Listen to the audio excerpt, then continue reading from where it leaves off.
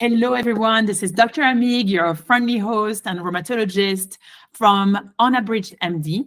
And today I have the pleasure of having Dr. Melo.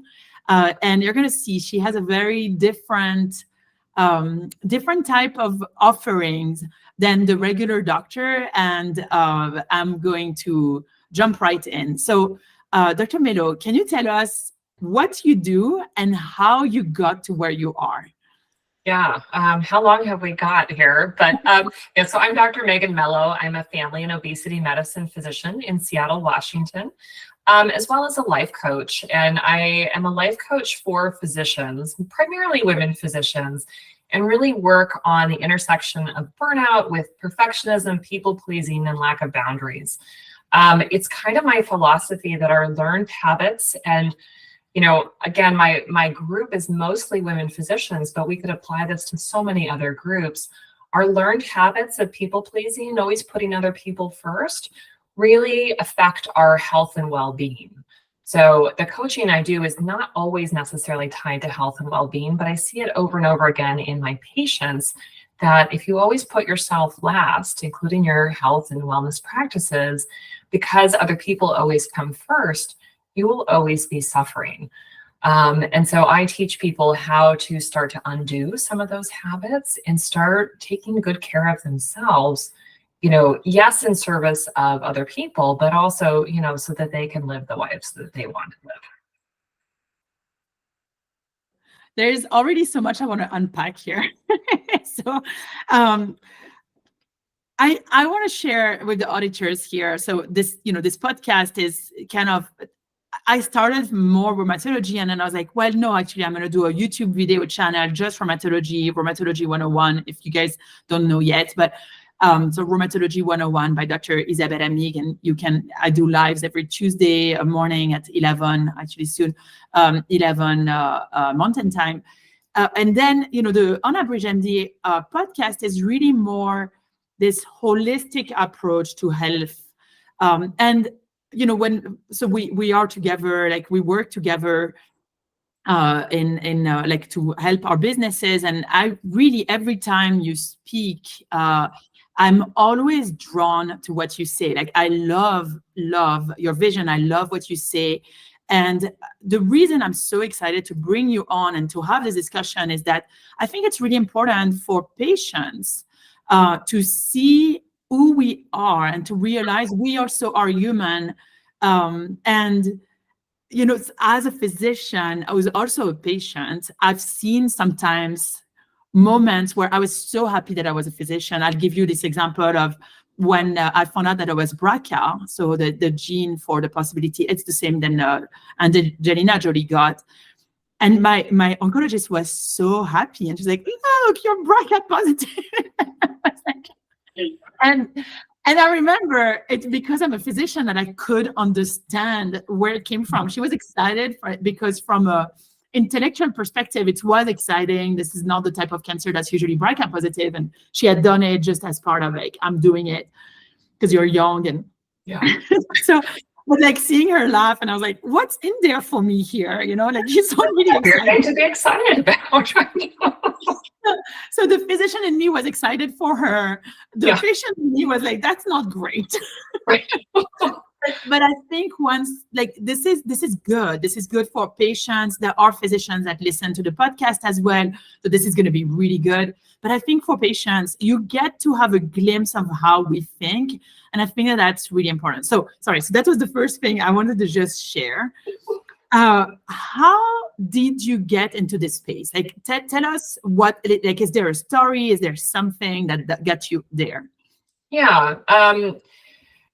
I mean, just my lived experience, I would say my whole life, being socialized as a woman in the United States, growing up, I was the daughter of two nurses, right? So they were caring professionals as well. And there was always this ethos of, you do for other people. And especially in my household, there was always the story of like, you're just going to work hard until you retire and then you'll be fine. But of course, in navigating that journey, I saw my parents over and over again not making good health choices. They were trying, and they sort of work on taking care of themselves. But I could see over and over again, it was always like, no, we gotta pour ourselves into our work and not take care of myself. So of course it was a setup, right? Sort of going along the pathway that we did to get into medicine, right? I was a very good student. I did all the activities. I said yes to everything, right? Went through high school and college and medical school that way. And as we get into medicine, right, especially, kind of the later years where we're practicing, alongside physicians and as residents, that behavior is reinforced over and over again, right? Because we were not in a position to say no. We were not in a position to say, actually, I'm exhausted and I don't really think I should be the one holding the retractor because I might pass out in the surgery. Like you can't say that as a student. You might pass out. But over and over, that behavior of always saying yes, always being willing, always being polite, really drilled into us, and I think especially in the context of being women, right? Because, we need to have a smile, we need to look a certain way and, not be labeled. And so I was really good at that. But the more and more and more that I did that, and as life got busier, right, with my practice, with, starting a family, I was just drowning all the time. And that was probably true even before having kids. But, as you know, right, having kids adds extra layers of challenge. I was delivering babies. When my first son was born, he was breastfeeding 4 or 5 times a night, and I was having to pump at nighttime as well. I didn't get any sleep for a year. It was terrible, right? But I kept going, and I went to work and did all the things. But you can't do that your whole life. I was exhausted. I was overwhelmed. I had anxiety. I was not making good nutrition choices. I was not exercising, right? It was really miserable. And, over years and years, right, that just compounds on us. And I see that again over and over in my clients who are physicians. I see that in my patients as well, right? The busy mom who's taking care of all the kids and all the things. And meanwhile, she's got chronic pain. She's got fatigue. She's struggling with her weight.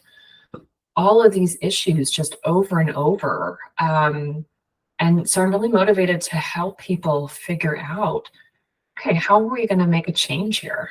It's not a knowledge gap usually. It's really deciding I'm going to do things differently. I'm going to start putting myself on my own list. This resonates so much. One, because as a physician who had to do true training, I felt the pain of having to say yes twice. Yeah. And I have to say, I think that the internship in the US is brutal. Like it's mentally brutal. I've never experienced anything like that. Like I wanted to quit many, many times, go back to my country, which I love. And I remember like people were like, no, you're almost done. And I was like, I can't do this. I can't do this. This is horrible. How do you guys do this? This is ridiculous. I got so mad.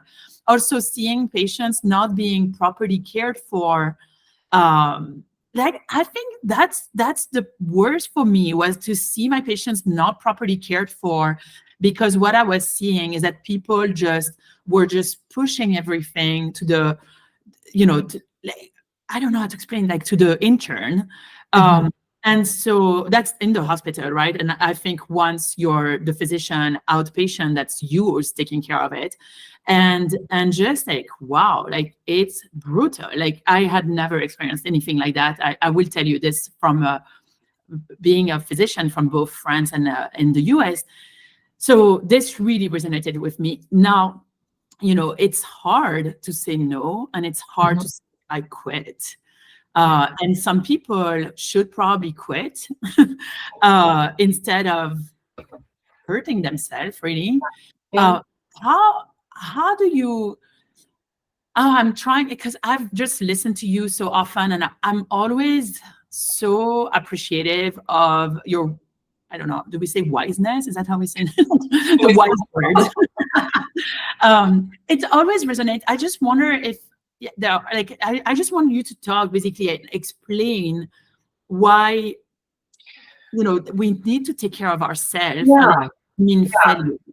Well, and I'll kind of start with this idea that I say over and over to people, especially, finding themselves in this position, is that when we are used to putting others first and always saying yes, the thing that stops people from making a change is the discomfort of saying no, the discomfort of disappointing other people, of having people be upset with you, of not making them happy, right? Because we are often conditioned to think it's my job to make other people happy, right? That includes my kids, my patients, my staff, right?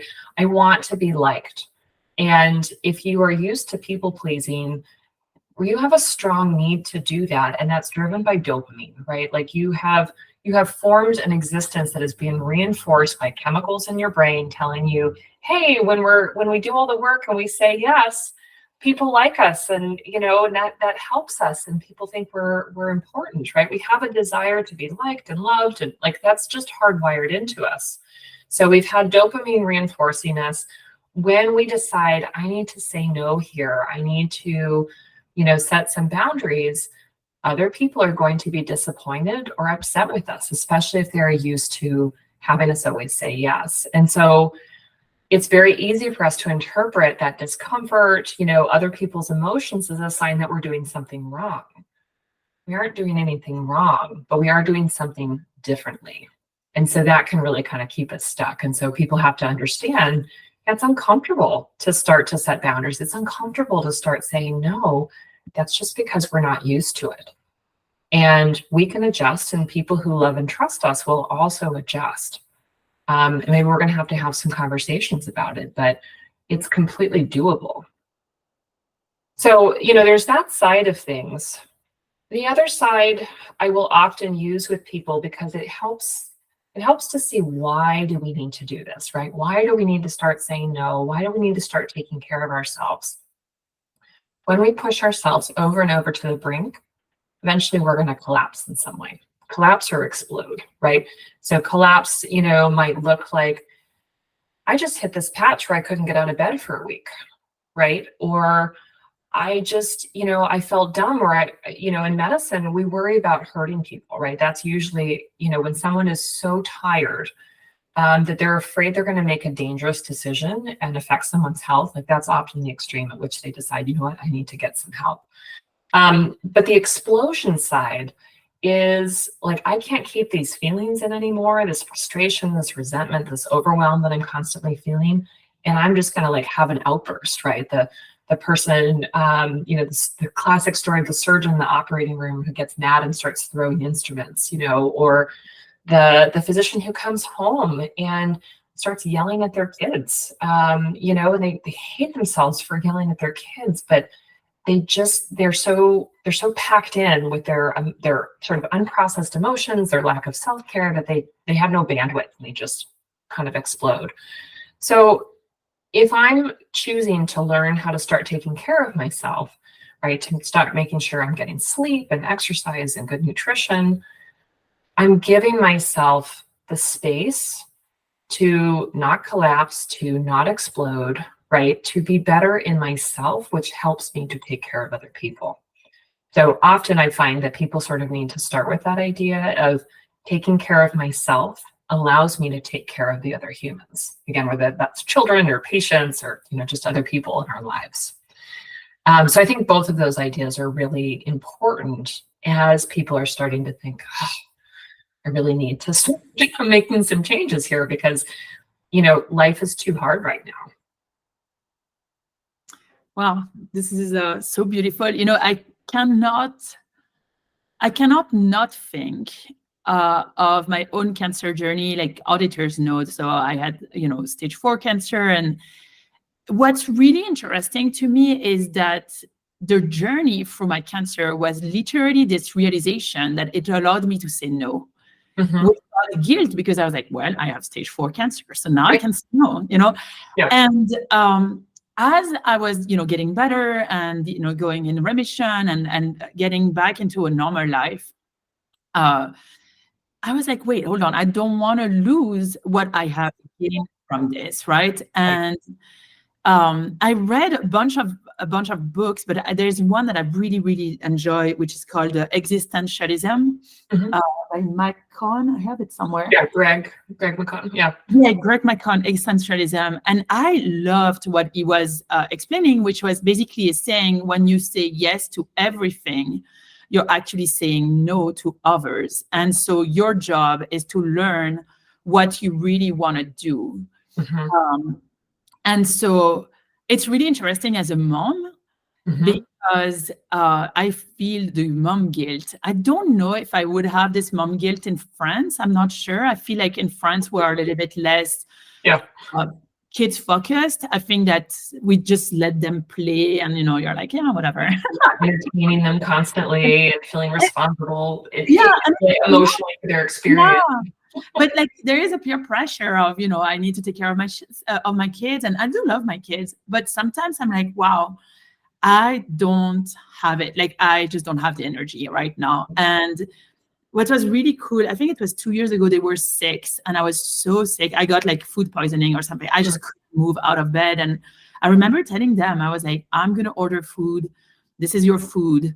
You can do whatever you want. You can watch TV, whatever. But here's the thing, like tomorrow you'll have to wake up.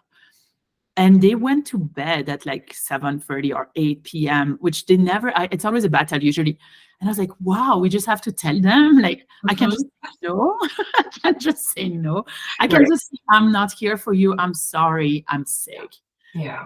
That was really a valuable lesson. And just like saying no is painful. There's no question about that. Painful. The other little, thing I share with people too, though, is that when we are constantly doing for others, they are not having the experience to learn that they can do for themselves, right? You have twins, a little bit, like I have an older and a younger, right? And I love my younger and such, he's my baby. And so, I feel like I want to do everything for him. But my husband's always like, yeah, no, he's big enough to do that himself, and when I do it for him, he doesn't have the experience of needing to learn how to do it for himself over and over again, right? Your kids at that age could see, oh yeah, like I don't actually have to have, mom doing a bedtime story. Like they might value it still, they might still want to do it, but like they can't actually fall asleep without a story, right? And they get to learn that.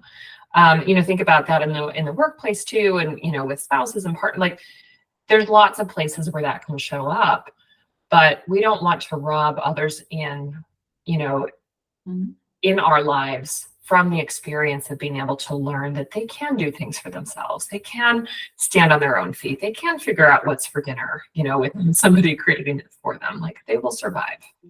I think it's really beautiful what you're saying, which is, and especially as physicians, we are trying to save our people, but while patients come and ask us to help them, right. Well, number one, I do think we're actually the witness of their healing and not their direct. The makers of it, per se. Yeah. It took me it's not a long time. It's just I did 2 training and it took me quite a bit of time to realize that you cannot go in medicine. You go in medicine, but you realize very soon that it's the patient that does the work. It's not you. And you have to let them do the work. You have to empower patients. So it's kind of the same thing here. Now, I was just thinking how, as you mentioned this, it just kind of like bubbling here was this idea of how do we know that we need to say no? How do we know when it's time to say, hey, I need a break? Yeah. One place that I really like to point people to is areas where they have recurrent frustration or resentment of other people. For example, if every time, I don't know, like your kid asks you to pour them a bowl of cereal and you know that they know how to do that, you know that they're perfectly capable of doing that. And every time you have this feeling of yuck, that is an area where you probably need to have a boundary. And that's a little silly kind of example, right? But it can come up over and over again. So noticing, gosh, where have I felt frustrated or resentful about this thing over and over again? that is an area where I need to practice setting some boundaries. For physicians, right? The classic, your hand is on the doorknob to leave. The patient says, "Oh, by the way, I've been having this chest pain. Is that a concern?" Right? It's a terrible example, but that, it's the kind of thing that happens to us. Learning to have some boundaries to be able to come up, there. If I'm always feeling resentful when somebody's asking me an extra question, then I need to learn, how to say, that sounds really important and we're going to need another visit to address that. I'm sorry, we don't have time for that to do a good job with that today. We're going to need to get you back on the schedule. Finding language, finding practices where you can put in a boundary is really important. And so identifying those areas where you're constantly feeling tight, frustrated, resentful. Why are you feeling that way? Like, ask yourself, what are the sentences in my brain that happen when I'm feeling this way?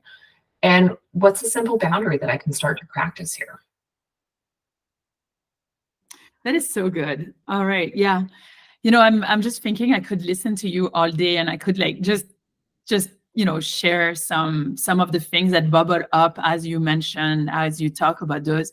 I want to be respectful of your time. And so, kind of in the closing, could you tell us a story of hope? Like, I'm sure you have many. Like, is there any particular story where you're like, okay, this is a story that I'd like to share? Gosh. So many. That's a big question. I think for myself, I'll share, gosh, I don't know. There's so many different areas. I'll share what I've seen in physicians sort of over and over again. Notes, getting our documentation done, right, is a huge area of frustration, right? Every time you see your physician, they have to write a note about you. And many of us have been praised for writing these long, elegant, sort of beautiful notes. But often people are spending hours and hours doing this work, kind of after patients are done, often after their kids are in bed. Thank you, electronic medical records, where we can log in all the time. I have seen a number of physicians over and over again who are used to having 50, 60 or more charts open at a time, right? So notes that they have not finished. And finally, after some conversation that they hear about, kind of connecting the stories in their head and what they think they have to do, something clicks and they decide, I'm not doing this anymore. And they start closing every note as they go. Now, it's not really the mechanics of what do they need to do that. It's because they've made a different decision in their head. No longer am I looking for A+ gold star publishable notes, right, that are beautiful and, got the 100% details about the cousin's uncle's brother who had, some kind of cancer in his lymph nodes, whatever. We got to let that go and decide this needs to be good enough. This needs to be good enough, but complete is the most important thing. There are many areas of our lives where we don't need to do a perfect job. We might think that we do, but it's really sucking our energy, right? So making a decision, and once you decide that, that's just what you're doing from now on, right? I see this all the time with people, with kind of their weight loss and metabolic health journeys, right? And people need to decide, I'm going to work on my eating. I'm going to work on a way that, works for me for the rest of my life. And I don't have to be perfect at it.